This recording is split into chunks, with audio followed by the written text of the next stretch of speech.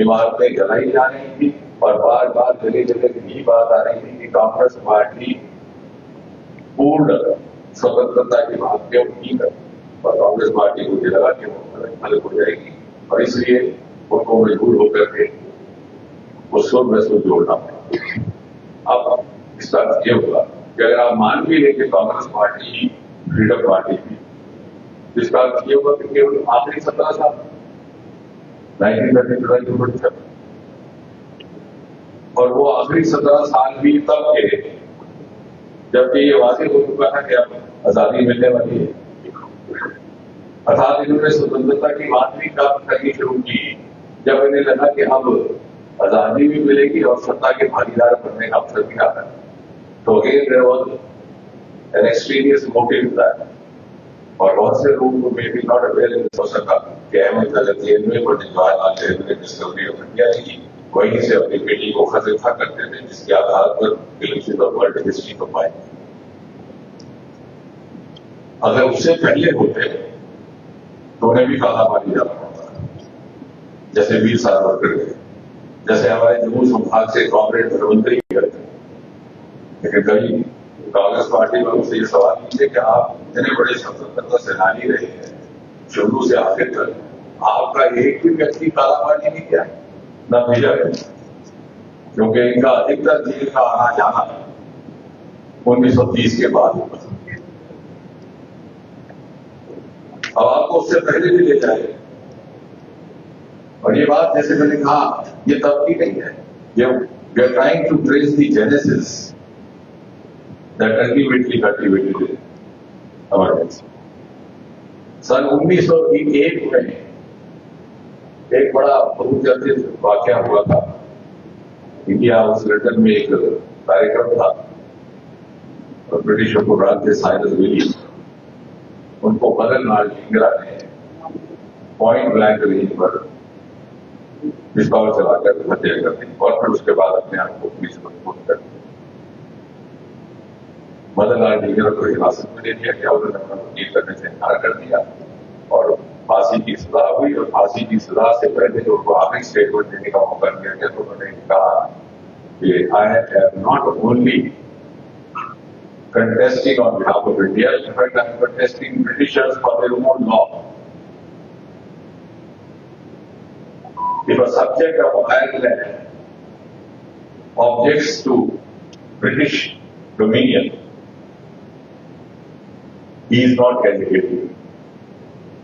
And as of today, I am too an equal citizen of the empire, being a citizen of the colony of India. And why I am being punished.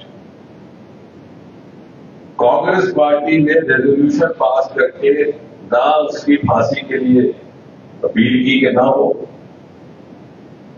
ना ही फैसले का विरोध किया, बल्कि उलट resolution was passed condemning the act of Madan Lal Dhingra and unfortunately Mahatma Gandhi also. ये सारे तथ्य हैं क्योंकि आजकल इतिहास पढ़ने का वक्त नहीं रहा हमारे पास, सोशल मीडिया ज्यादा अहम हो गया है। So we can actually argue on the basis of facts instead of being abusive individually. और उस समय कोई भी मदन लाल खुराना को फांसी लगने तक जेल खाने नहीं गया। अगर कोई गया तो एक ही व्यक्ति था, इतिहास में वहां के जेल के मैनुअल में उसका नाम दर्ज है, और एक व्यक्ति उस पूरे कालखंड में जो जेल खाते उसको मिलने गया, उसका नाम था वीर सावरकर। वही वीर सावरकर जिसको लेकर के कांग्रेस पार्टी कहती है साहब उन्होंने तो जंग में हिस्सा नहीं दिया, तो तरह सारी स्वतंत्रता को अंदर करवाई। यानी कितने सारे तथ्य हैं जिनके आधार पर हम ये बातें कर सकते हैं। और जैसे मैंने कहा कि आखिरी 16-17 साल जो इन्होंने लड़ाई नहीं की है, अंदर बाहर जेल खाने नहीं, they were virtually being treated as political prisoners with certain amount of entitlement and facility। और 1946 में फिर देखिए क्या जब पता था कि आजादी होने वाली, मौलाना अबुल कलाम आजाद कांग्रेस के अध्यक्ष थे, नए देश का चुनाव होना था, ये राय था कि जो जैसे बनेगा वही आगे चलकर प्रधानमंत्री का पद भी संभालेगा। गांधी ने सारे कांग्रेस के सदस्यों से प्रदेश कांग्रेस कमेटी से अपील की कि आप नेहरू पर मंथन करिए, क्योंकि आने वाले वक्त में यही अध्यक्ष प्रधानमंत्री होंगे। 15 प्रोविंसेस थे उस समय के and we had 50 Pradesh Congress committee. 15 में से 12 ने गांधी की अपील को नजरअंदाज करते हुए सरदार पटेल का समर्थन किया, लेकिन गांधी ने सरदार पटेल को फिर भी रजामंद कर दिया और नेहरू को हटा दिया। तो कॉन्स्टिट्यूशन और डेमोक्रेटिक मूल्यों का उल्लंघन तो सरकारी से पहले ही शुरू हो चुका था। संविधान तो बाद में आया, और जब संविधान आया तो उसके साथ क्या हुआ? To cut the long story short, अगर 1975 इमरजेंसी लगी है तो बहुत पीछे ना जाते हुए केवल 10 साल की लगी। 1965 में कानून का राइट होता है, 1966 जनवरी में लाल बहादुर शास्त्री जी का स्वर्गवास होता है, मोरारजी देसाई प्रधानमंत्री बनने की दावादारी करते हैं, अधिकतर विद्वत उनके साथ थे, के कामराज जी अध्यक्ष थे, उन्होंने मैनिपुलेट करके इंदिरा जी को उठा और उनके मन में ये था कि Maharaj ji will be a strong prime minister, may not be easy to handle him, Indira ji को जैसे कह रहे थे मूंगी गुड़िया करके बना। लेकिन इंदिरा जी चतुर्थी में 3 साल के भीतर उन्होंने कांग्रेस का सेपरेट करा दिया, अपनी पार्टी अलग बना ली। जो कांग्रेस का ऑफिशियली नॉमिनेटेड कैंडिडेट थे राष्ट्रपति के लिए, सिक्योरिटी उनके काम अपना कैंडिडेट खड़ा कर दिया, बीवी गिरी, और इस तरह से उनकी यात्रा आगे रखी। और उनकी खुशकिस्मती कि 1971 में जंग हुआ, बांग्लादेश का उनका रुतबा इतना बुलंद हो गया। लेकिन 2 साल 3 साल के ही भीतर इतना अधिक रिजेंटमेंट उनके खिलाफ पार्टी के भीतर भी और जनता में भी आना शुरू हो गया। She started feeling insecure, and the proclamation of emergency was also linked to the deep sense of insecurity in the mind of the then Prime Minister. उनके आगे पीछे जाप सोकर जरूर बैठा था, अध्यक्ष बना दिया, देवकान करोगे तो किसी ने कहा कि इंडिया की तरह और सारी कमाल संजय गांधी को दे दी। बीएल अक्सर लिखते हैं कि जो उनके प्रिंसिपल सेक्रेटरी थे कश्मीरी पंडित वो लिखते हैं कि she was absolutely blind as far as the point of concern, और इसी वजह से बाद में उन्होंने किनारा कशी भी कर।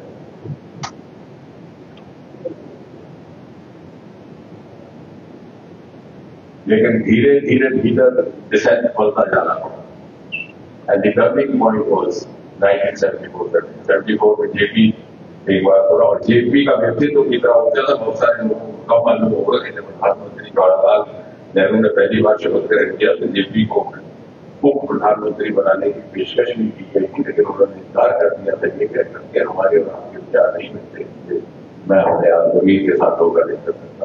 और यही बात कहकर के बाद में श्यामा प्रसाद मुखर्जी ने भी 1950 में इस्तीफा दिया। वो जेपी की बात कैसे पकड़, उन्होंने एक मूवमेंट शुरू 1974 में गुजरात और बिहार की मूवमेंट, जिसमें क्या प्रदर्शन में दिखाया गया school movement, and the turning point was 1975 जब इलाहाबाद हाई कोर्ट ने किसी गांधी के खिलाफ जजमेंट दे दिया, और जजमेंट के तुरंत बाद के जजमेंट को 12 जून को हुआ था, उसके कुछ ही दिन बाद 25 और 26 की रात को राष्ट्रपति पटौदी ने लिया को रात को नींद से जगा करके और एजेंसी की घोषणा हुई। उसके पहले दिन रामलीला ग्राउंड में बहुत बड़ी सभा हुई थी। पाले के रूप में पहली बार हमें भी वाजपेयी जी को प्रत्यक्ष रूप से सुनने का तो वहीं पे मौका मिला। एमरजेंसी की एक बहुत बड़ी भूमि थी कि इसमें बहुत सारी शख्सियतों को उजागर किया। जेपी को एक नए अवतार में, और जेपी का ये भी कहना था कि मेरी बहुत सारी धारणाएं गलतफहमियां बदलती रही, और जैसे बाकी दुनिया में भी हो रही। उन्होंने कहा कि मुझे जनसंघ और सहारा के बारे में जो मेरी सोच थी वो बदल गई।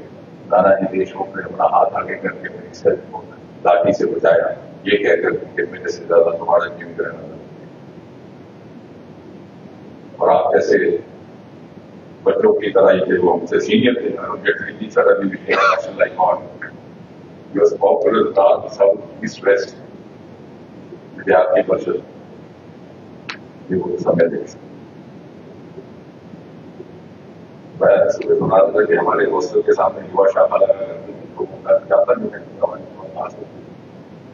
मेडिकल कॉलेज, वो मेरे कमरे में आके कपड़े बदलते हुए फिर चलाना बंद हो गया, तो फिर भी नगर क्यों नहीं आया। फिर कुछ देर के बाद हल्का कहने से सीनियर अधिकारी है बनाने के लिए आप बाहर देर ज्यादा शाखा पर रेड करो, यानी घर से यहाँ से घर जाते हुए बच्चे को मालूम आता है कि घर पहुंच सकता है।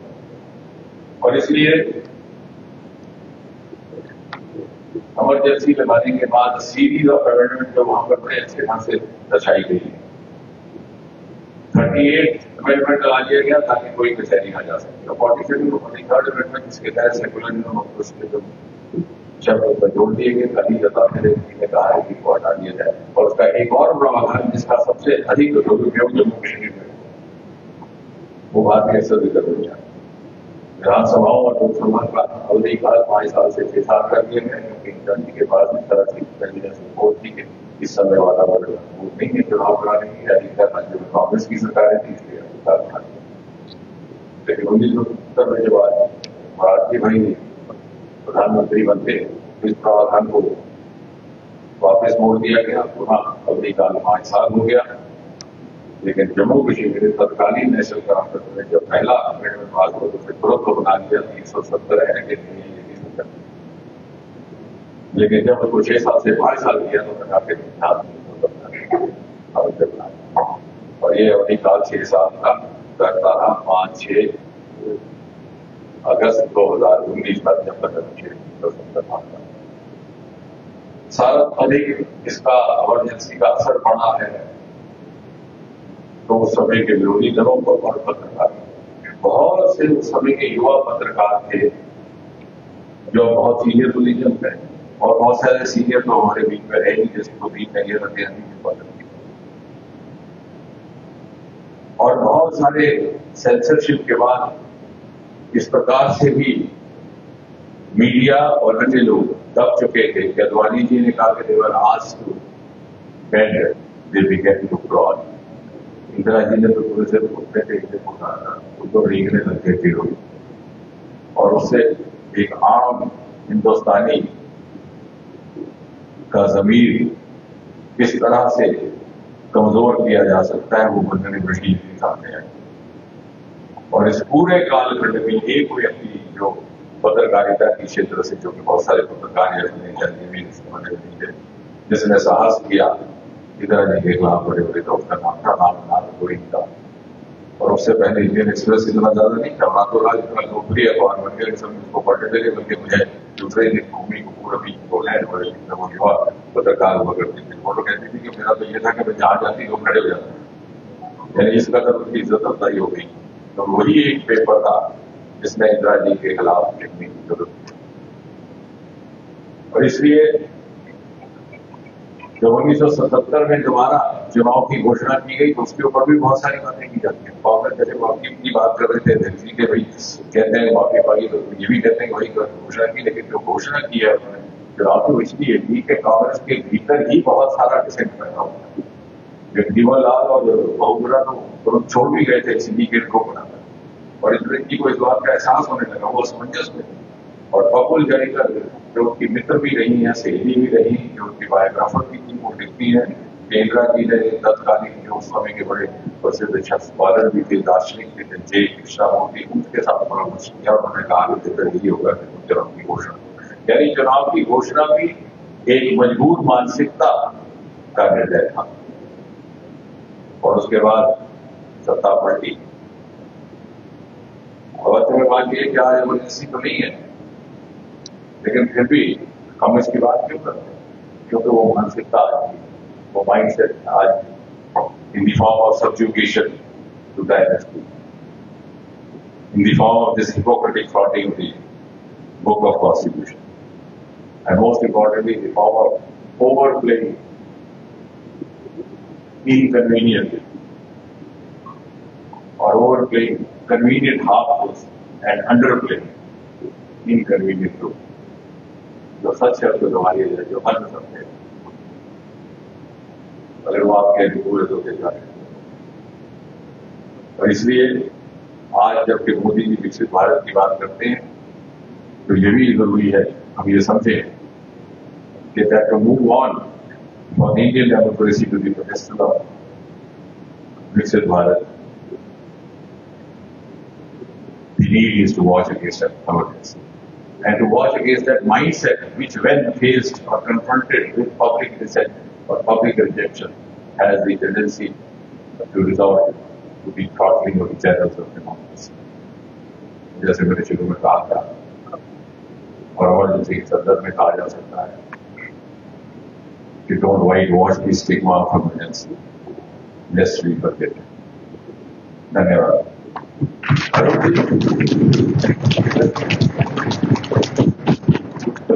करना चाहे तो संवाद ज्यादा अच्छा रहेगा, नहीं तो घर जाके एक और भाषण तुम क्या तो अक्सर बात तो जिनसे बात कीजिए, जिनसे क्वेश्चन करें, सुझाव करें, आपको कैसे सुधरना है या हम समझाएं, but very good brother, so you can always have liberty.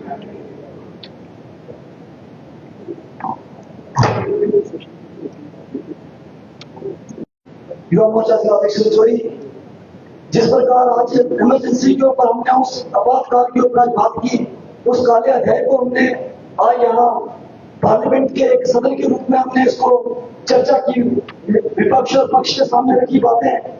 तो आजादी के 75 साल के बाद आज भारत अपने अमृत काल के अंदर है। आज अब नरेंद्र मोदी जी की जो स्कीमें हैं, 11 साल से भारत इकोनॉमिक सुपर पावर बनने की अग्रसर है। Road infrastructure, sea port, airport, make in India की कैंपेन, टेक्नोलॉजी ट्रांसफर के तहत इंडस्ट्रियलाइजेशन, एग्रीकल्चर के अंदर रिफॉर्म्स, हर एक सेक्टर में आज इंडिया ग्रो कर रहे हैं। लेकिन एक मेरा सुझाव रहेगा कि केंद्र में बैठी सरकार जब बात करती है करप्शन फ्री नेशन की, तो स्कीमों को डिजिटलाइज किया जा रहा है कि करप्शन को वहां से हटाया जाए, लेकिन आज भी ब्यूरोक्रेसी, जो ब्यूरोक्रेटिक सेटअप है देश के अंदर, वो बुरे तरीके से करप्ट हो चुका है। उसके ऊपर किस प्रकार से सरकार कार्रवाई करेगी और डिजिटल इंडिया के तहत मैं चाहूंगा कि कैशलेस इकोनॉमी पूरे देश के अंदर काफी जाए ताकि करप्शन पे काम हो जाए। धन्यवाद। बहुत बढ़िया। शास्त्रों में लिखा कि संस्कार बदलने में 3 पीढ़ियां लगती हैं। या तो ये ब्यूरोक्रेट रिटायर हो जाएंगे या ये गलती से रुखसत होंगे तो नहीं बहुत आएंगे। But if you see the political corruption, जैसे मैंने कहा था कि आयोग एविडेंस बात करने का, 11 साल में मोदी जी के मंत्री परिषद के किसी भी सदस्य के ऊपर कोई भी भ्रष्टाचार का आरोप नहीं आया। बिफोर 2014 हर मिनिस्टर के ऊपर कोई ना कोई स्कैंडल था, जनता के बाहर आते थे। So the beginning has been made from the top. हर घर जाकर के रिश्वत बंद करने का तो वक्त लगेगा, लेकिन मोदी जी की खासियत रही है जो भी उन्होंने ज्ञान प्रारंभ किया वो जन ज्ञान बन गया। एक बार हमने लाल किले से कहा कि स्वच्छता वाली के रास्ते में कोई थूकता हुआ खुद ही शर्मा जाता है। एक बार उन्होंने कहा कि गिव इट अप। हमने वो भी जमाना देखा कि 4 सब्सिडियां लेकर के बैठते थे, वो भी मॉडल करप्शन। और जितनी ज्यादा आपके पास गैस सब्सिडियां होती थी उतना समझा जाता था कि मैं ज्यादा वीआईपी हूँ। मोदी जी ने कहा कि जिसको नहीं जरूरत है छोड़ दी, और देखते ही देखते 20 करोड़ इस देश के घरों में थे सब्सिडी चले गई। तो कहने का तात्पर्य है कि एक शुरुआत हुई है बड़ी नेक नियति से और नीचे तक पर्कुलेट होने में उसे समय लगेगा। दूसरा ये कि जब आप तुलना करेंगे 2014 से पहले की और आज की, तो युवाओं से मेरा ये निवेदन है कि आप अध्ययन करके आंकड़े रखिए। आज जमाना ये नहीं है कहने का मैंने ये किया तो नहीं करेंगे। आज वैश्विक मापदंड मौजूद है। अगर आप युवाओं को नहीं लीजिए, क्योंकि युवाओं की समझ नहीं तो मतलब सारा दिन बोलता रहूंगा, जब 25 साल आपने काम भी यही किया तो आज लेक्चर देंगे। लेकिन युवाओं की बात करें तो before 2014 we were just about 350 startups. And the concept of startups in India was unknown. Today we rank number 3 और ये दुनिया मानती है। With over 1.7 lakh. हमारे यहाँ एक ग्लोबल इनोवेशन इंडेक्स हुआ करता है। ये कोई भारतीय जनता पार्टी या भारत का नहीं है, ग्लोबल बेंचमार्क्स को अध्ययन करिए, उनके आधार पर होता था।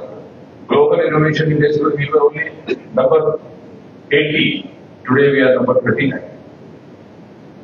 हमारे पेटेंट फाइलिंग में हम नंबर 6 पे आ गए दुनिया। जो पेटेंट का पहले कॉन्सेप्ट ही नहीं था, और सबसे महत्वपूर्ण बात है कि out of that 56% patents are resident Indian. ये दुनिया वाली है, I am talking of global parameters with recognition. और 26% जो कहता हूँ कि इंडियन रेजिडेंट, उसका ये है कि वो यहीं पैदा हुए, यहीं पढ़े, यहीं काम किया, यहीं शोध किया और यहीं पर पेटेंट फाइल किया। तो पहले ये भी धारणा रहती थी कि हर को पढ़ाना में बात करेगा तो कुछ बनेगा, हिंदुस्तान में तो कुछ नहीं। इसका मतलब ये कि हिंदुस्तान में सब कुछ था, लेकिन वो अनुकूलता नहीं थी जब हमारे बच्चों को। और युवाओं का तो ये आप देख सकते हैं कि पहले हमारे युवा बाहर जाते थे तो अपना परिचय देने में शर्माते थे, और आज हिंदुस्तान का युवा जाकर के बाहर कहता है कि मैं हिंदुस्तानी हूं, तो उसका मार्केट रेटिंग बढ़ जाता है। और वो ये पाकिस्तान के बच्चे भी आज अपने आपको हिंदुस्तानी कहते हैं। कहने का बात ये है, global parameters are now indicating, और इससे हमारी जो स्टीम बढ़ी है वो सबसे महत्वपूर्ण। और जो करप्शन नीचे तक खत्म करना है, उसकी जिम्मेवारी भी कुछ हाथ तक रहेगी। और वो इसलिए कह रहा हूँ कि अक्सर क्या होता है कि युवा अवस्था में बहुत अच्छा लगता है भ्रष्टाचार के खिलाफ बात करना, फिर उन्हीं में से सबसे ज्यादा भ्रष्टाचार में निकलते हैं। अंग्रेजी में कहावत है कि every little grows up to be a cat. बिल्ली के बच्चे बड़े अच्छे लगते हैं, दे आर ऑल्सो पेट्स, बहुत से लोग मानते हैं, लेकिन बाद में वो बिल्ली बनता है। तो वो ना हो जाए आपके साथ, उसका ध्यान रखिए।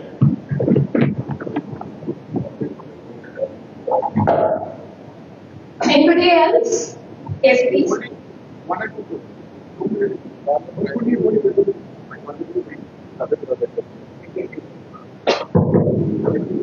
सादर नमस्कार, मेरा नाम एडवोकेट विनीत शर्मा है। मैं मूलतः चित्तौड़ का निवासी हूँ। इस संपूर्ण इमरजेंसी का जो हमने ये सदन चलाया, उसको लेके मेरी एक ऑब्जर्वेशन है और एक सवाल है। मेरी ऑब्जर्वेशन ये है कि तमाम जब मैं इमरजेंसी से लेके अभी तक द डॉक्यूमेंट ऑफ कॉन्स्टिट्यूशन को देखता हूँ तो उसमें एक वल्नरेबिलिटी की झलक दिखती है और हिपोक्रेसी की झलक दिखती है, लेकिन अंदर का सामने यही होता है कि जो ताकत है वह जनता के हाथ में ही है। It is of and for and by the people of India, ये मेरा ऑब्जर्वेशन है। साथ ही मेरा सवाल यह है कि human resource is the best resource possible and available to India. How that human resource can be sustainably developed in every walk of life. Thank you. वो जो पहले सवाल का जवाब दूसरा सवाल है कि ह्यूमन रिसोर्स हिंदुस्तान में हमेशा था, नेचुरल रिसोर्स भी। अगर आप आर्काइव में जाएंगे तो विक्रम साराभाई की तस्वीर देखने को मिलती है जहां उन्होंने बाइसाइकिल के कैरेज पर सामान ले जाता। यानी प्रतिभा भी थी, योग्यता भी थी, आंखों में सपने भी थे, दिल में अरमान भी थे, मेहनत करने का मादा भी था, लेकिन वो अनुकूलता नहीं थी। वो अनुकूलता अपेक्षित होती है, नीति निर्धारित होती है, उससे अनुकूलता अपेक्षित होती है राजनीतिक and that has been provided after prime minister Modi के। यही बच्चे थे, यही हिंदुस्तान का। दूसरा, ना सिर्फ human resources, I would add even your natural resources have remained unexplored. Human resources तो हिंदुस्तान में ही है।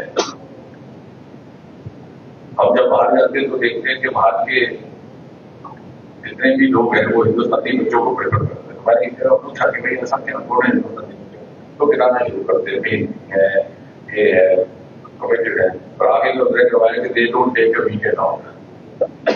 हमारे बच्चे तो फ्राइडे इवनिंग को बच्चों माता पिता को किस ऊपर। तो कहने की बात है ह्यूमन रिसोर्स भी हमारा अभी उजागर हुआ, और हमारे and you should also add to what you said natural resource. हमारे यहाँ 11,000 किलोमीटर लंबा समुद्र तक है, 12 राज्य उसके किनारे बसते हैं, और द लॉन्गेस्ट कोस्टल एरिया। उधर ऑस्ट्रेलिया से कुछ एक बच्चे आए तो मैंने उनसे कहा कि your country is Australia, your island is Australia, your continent is Australia, but your ocean is not Australian ocean, my ocean is Indian ocean.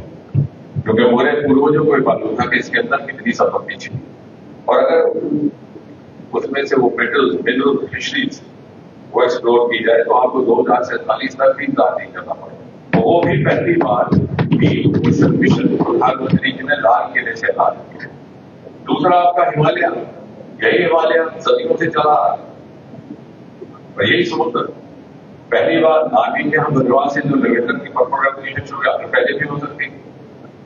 यानी हमने और ये बात इसलिए महत्वपूर्ण है सबके लिए कि जब जैसे 10वें दर्जे से 4थे दर्जे में पहुंचे और अगर मैं अव्वल दर्जे में चल रहा है तो unexplored resources and unexplored regions, और तीसरा आपका बायोडाइवर्सिटी, और ये आपके एक्सक्लूसिव डोमेन्स हैं।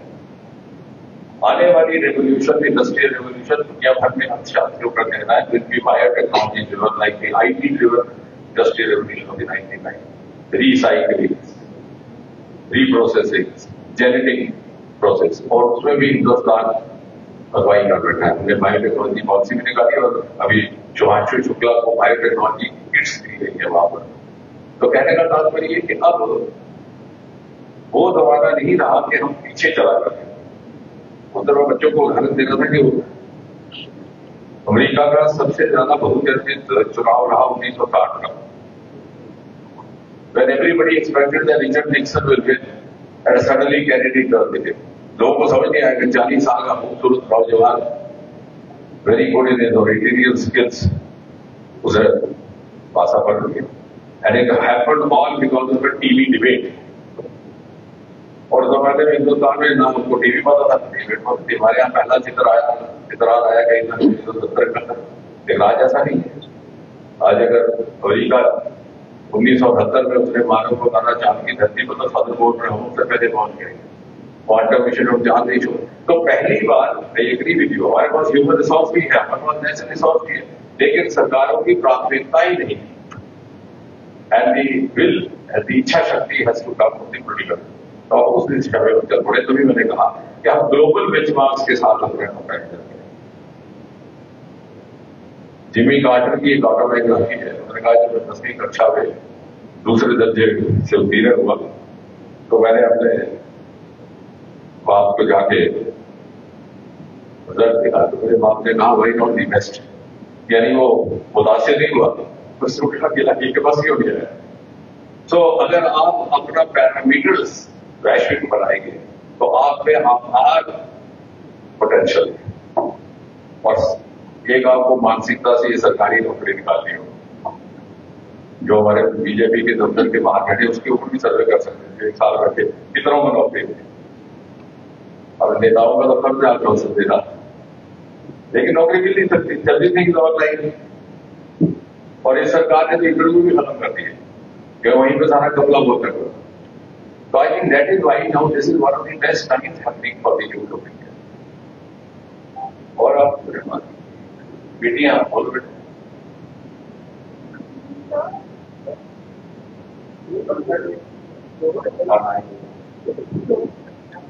दो बेटियां, 2 बच्चे। Good afternoon, sir. My name is Silva. So my question to you is, if sometimes proceeding can be very overwhelming, so sir, how you observe the proceeding, not absorb, but observe the proceeding and take notes from it, and how you handle the heated argument so calmly? Parliament I think I'm a very good learner, and I look forward to learning. Even when I go back from here, I wish I to pick up 1 or 2 cues of the youngsters. और काफी से सीखने को मिलता है। तो वहां पर भी अगर कोई बात ऐसी है कि जो नहीं समझने लायक है तो उसको नजरअंदाज कर दी जाए। बट यू शुड ऑलवेज, क्योंकि बड़े से बड़ा दूसरी व्यक्ति भी है, उससे भी कुछ इतना कुछ सीखने को मिलता है। तो that's how you grow. More important than being highly qualified is to be a good learner. Most of what we learn in our school, colleges, universities gets outdated except for the basic knowledge. Sir, to be very good learner, can you ask good questions? Sir, how to ask questions? You have to learn to ask questions to yourself. मैं एक बार APJ कलाम साहब के साथ बैठा था, क्योंकि retirement के बाद उन्होंने कैंसर के ऊपर सर्जरी की। सच ए क्यूरियस माइंड आउट, मेरी भी वही आदत है, खुराफाती करते रहना कि क्यों नहीं बात हो जा रही। फिर then I go back and refer the literature. तो मुझे कहने लगे कि what is this, some of the boys, बच्चों का था, some of the boys are looking taller than the other. तो मैंने इधर वो ज्यादा वो सीढ़ियां बनाई, तो पिछली सीढ़ी वाले ऊपर खड़े थे, नीचे दिख नहीं रहा था, लेकिन look at it curious mind. तो फिर मन में ये खटक गया कि ये मैं समझ के जाऊँ, तो हमने समझा के सब मुझे लेटर बनाएंगे क्यूरियोसिटी में। चलो ये मीटिंग हो गई तो लोग करते हैं। Because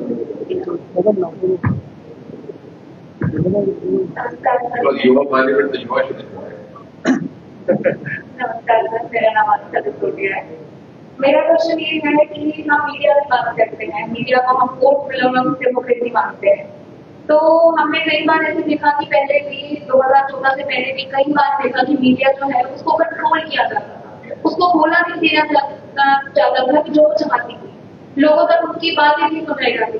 आपको लगता है कि क्या 2014 के बाद भी हमारी जो मीडिया है वो सेंट्रलाइज हो चुकी है या वो एक पर्टिकुलर पॉलिसी से रिलेटेड? ऐसा है, ये एक आर्ग्यूमेंट आ रही है बहुत सारे लोगों के साथ, अभी भी अनडिक्लेयर्ड इमरजेंसी है। लेकिन मैं एक बात कहूंगा आपको, जो 1975 और 70 के बीच का आलम था, पत्रकार अपने घर से दफ्तर जाना था, अपने से उठा लिया जाता था, उसको मालूम नहीं जाता था वो दफ्तर के कारण था, इनको पता था। आप अपने डेस्क पर बैठे आपको उठा लिया जाता है, और इसलिए आप पर यह दबाव था कि आप वही लिखें जो मैं कह रहा हूं। आज आपने किसी को हिरासत में नहीं लिया, लेकिन जब पत्रकार फिर भी लिखता है तो या तो वो मन से लिखता है या वो जासूसी कर रहा है, and for that he is responsible. Hello sir, मेरा नाम जीविका मुफ्ती है और मेरा आपसे दो सवाल है। एक सजेशन है और एक सवाल है। तो सबसे पहले तो thank you so much to the organisers for giving us this opportunity so that we could come here and express our ideas and our beliefs of how to manage the cause. Sir, आज यहाँ से क्या जानने के बाद हम में से कुछ लोग ऐसे होंगे जो अपनी निजी जिंदगी में जैसे इन्वेस्ट हो जाएंगे और कुछ लोग थिंकर्स होंगे। तो मैं चाहती हूँ कि गवर्नमेंट जो है, ऑर्गेनाइजर्स है, वो एक इनिशिएटिव के साथ आए कि जो हम थिंकर्स हैं, जो पॉलिसी मेकर्स हैं, नेक्स्ट टाइम हम प्रॉब्लम्स की बजाय सोल्यूशन के बारे में बात करने की आप कोशिश करें और हम एज अ कंसल्टेंट काम करें, ताकि जो हम यूथ पार्लियामेंट है, because I always believe that हर कोई इंसान ही कहता है कि आप फ्यूचर है, फ्यूचर है। ऑलवेज बिलीव कि अगर हम प्रेजेंट में रहकर कुछ नहीं कर रहे तो how can we be the future of the country? That's what I believe. So I think that the government should come with some initiative जहां पे हम लोगों की आइडियाज और पॉलिसीज। वो तो अच्छी बात है कि government, but don't leave everything to government. बिल्कुल नहीं करना। You don't have to be dependent on government to be a thinker, and you don't have to be a qualified academic thinker. Francis Bacon का एक call है कि the greatest harmony cause of literature is done by the teachers of literature. So thinking is not a full-time profession. Everybody can be a thinker, regardless of the qualification. और जितनी भी success stories, और ये सरकार ने एक और काम किया जो आप भी पूछ रहे थे, और आपने भी रिसोर्सेज को लेकर के क्या पब्लिक सेक्टर से हटा दिया आपने इसको। ये जितनी भी सक्सेस स्टोरीज है विदेश की, नासा की, होता गया हम सुबह कक्षा लाते तो कहते हैं रॉकेट चलाए तो क्या हुआ, नासा ने कब भेजा था, ये भूल जाते हैं कि they don't depend on the government. Government has to be a facilitator, लेकिन ग्रोथ आपकी अपनी इम्पोर्टेंट है।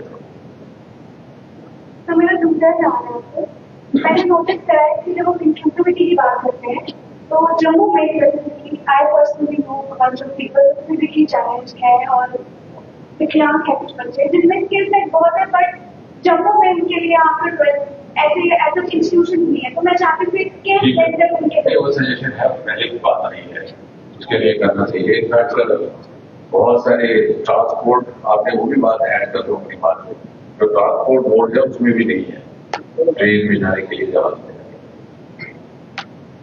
क्या बेटे तो बहुत बर्बाद करते हैं।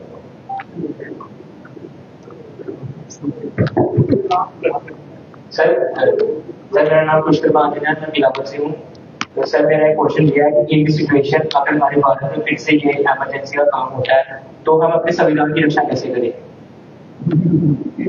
वैसे ही करो जैसे 1975 से लेकर 1970 तक चंद्रमोहन शर्मा जी ने की।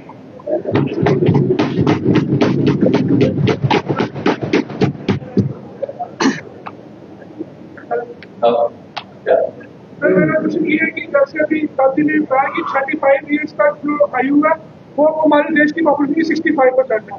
सर वैसे में एक बात करूँ, अगर 65% में पॉपुलेशन 35 की एज के हिसाब से है तो पार्लियामेंट में उसकी एज कम है। ऐसा है, ये कहने में अच्छा लगता है, ठीक है, ये सच है। 70% के population below the age of 40, जैसे सत्य ने कहा 35 लोगों को बिल्कुल ठीक है, और कहने में अच्छा भी लगता है। लेकिन the other part of the truth है that the age span above 60 वालों की भी संख्या बढ़ती जा रही है. So in fact it's a biphasic life curve. Overall percentage below 40 की ज्यादा है, लेकिन एक्चुअल नंबर ऑफ प्लस 60 बहुत ज्यादा है. 1947 में जो कहते हैं लाइफ स्पैन 50-55 हुआ करता था, बढ़ करके 80 तक पहुंच गया, उससे ज्यादा बढ़ता जा रहा है. In other words, even though the number of youngsters is increasing, the oldies are refusing to quit. वो नहीं है वजह खाली करके ला रहे हैं, वो भी वहां बैठे हैं. So we have to devise a method, जैसे मीटिंग कह रही थी इंक्लूसिव में, to devise a method or an arrangement where even the elder sister can contribute to the making of विकसित भारत. क्योंकि जब सुपर एजुकेशन की एज है 60, उसमें आजकल तो प्राइम ऑफ एक्सपर्टाइज और प्राइम ऑफ एक्सपीरियंस, तो it has to be very healthy synergy, and wider the synergy the better the outcome. Sir एकदम केंद्र सरकार का बहुत शुक्रिया, आपने कहा जैसे वुमेन्स को भी 33% रिजर्वेशन भी दिया. तो भाई मैं एक ही उदाहरण यूथ को भी थोड़ा देखा जाए. लेकिन ऐसा है रिजर्वेशन दी है, लेकिन मोदी सरकार के अंतर्गत एक और बात हुई है, मैं उधर कह भी रहा था कि वो जमाना चाहता था जब दूसरी क्लास में ऐसे दिया जाता था women education. Now it is women lead initiatives, और हमारे यहाँ तो बहुत सारे ऐसे, हमारे बहुत सारे ऐसे. हमारा पहला सोलर मिशन था विद्या का, उसको लीड करने वाली एक मुस्लिम महिला थी तमिलनाडु की, Najma head of the Aditya mission. और चंद्रयान जिसका आपने इतना आनंद लिया, उसकी सेकंड हेड कल्पना थी. In fact they are leading the man. अभी उल्टा हो गया, क्योंकि that is the total democratization of opportunities and education in India. हर साल हमारी नॉर्मल सिविल सर्विस आ रही है. अभी कुछ थे हाफिज रिजौरी से, उनसे जब वो 11वीं कक्षा की तरक्की आई था परसेंटेज पर ऑल इंडिया टॉपर, साधारण से डिग्री कॉलेज से निकल करके पहले. बिकॉज एक 12वीं कक्षा की लड़की ने सोनपुर से IIT का एग्जाम पास किया, तो मैं इन बच्चों से मिलता हूँ, जैसे मैं कहता हूँ तो मैंने कहा बेटे वहां तो एलिटेंसी भी इतनी, कोचिंग भी कुछ नहीं, तो तुमने कैसे कर लिया? तो उधर भी जेब से मोबाइल निकाला, मुझे कहती है sir 14 hours 8 months IIT crack. Formula दे दी कि 14 घंटे पढ़ाई करो आज और सब कुछ इसमें.